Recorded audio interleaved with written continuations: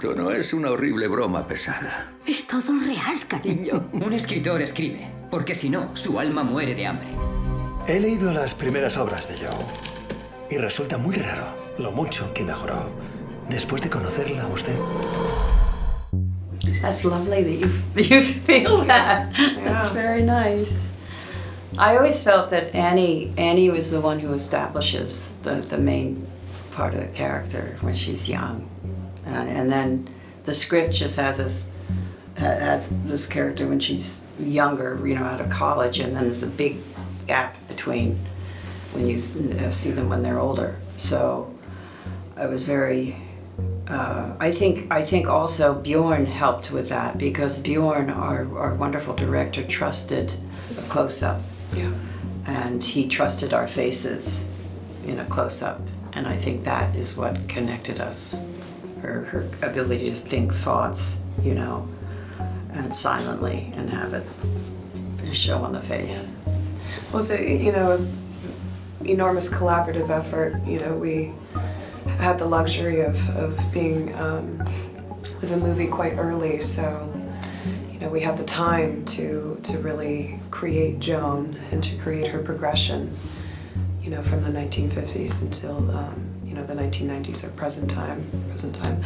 But yeah, you know, because you know, it's a true kind of evolution of a character, and her kind of not only coming to terms with her own gift and genius, but I guess finding her own self-worth as well. Mm-hmm. For me, it's just to know what thoughts would be in her head. Mm-hmm. You know, what her actions aren't necessarily what's in her head. I mean, it happens all the time. When, for example, the scene where they first arrive in Stockholm, and she's in the background holding his coat, and then he calls her over to introduce them, and she sees this young girl, and in her head she says, okay, this will be the one, you know.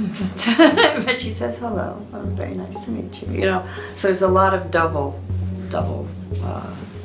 life going on. Yeah. And she's used to dealing with it, and to just, you know, looking the other way.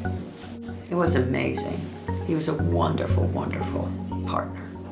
And I don't think this movie would be as powerful as it is without his performance, because he didn't ask the audience to love him. He just played that character. But I find it heartbreaking, mm-hmm. because he lets you know how difficult it's been, knowing that he's not the one with the talent.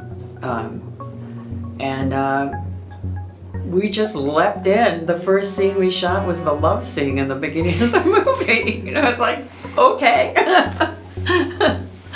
It's never too late to reinvent yourself and to do what you love. I think I was lucky to have Annie in the movie, because, and I think it was, you know, I think it was courageous of her to take the part. I almost didn't. She didn't really want to be in a movie with her mother. No, but you know, this character, I love her so much, but also, you know, working with Jane Anderson, who I just adore, and also Bjorn was a really incredible experience. I knew I would be silly to not to. You know, when I first went out for it, I literally almost, I was quite actually resolute in saying, I'm not going to do this. There's no way. But then again, you know, you read the script and you see how extraordinary this woman is. So, I'm happy I did it. Dicen que tienes talento. Me encanta escribir, es mi vida. No lo hagas. No pienses nunca que se fijarán en ti. Quisiera presentarles a los Castleman. Hola, soy Joan. Ah, mi esposa no escribe. No puedo más. No soporto la humillación.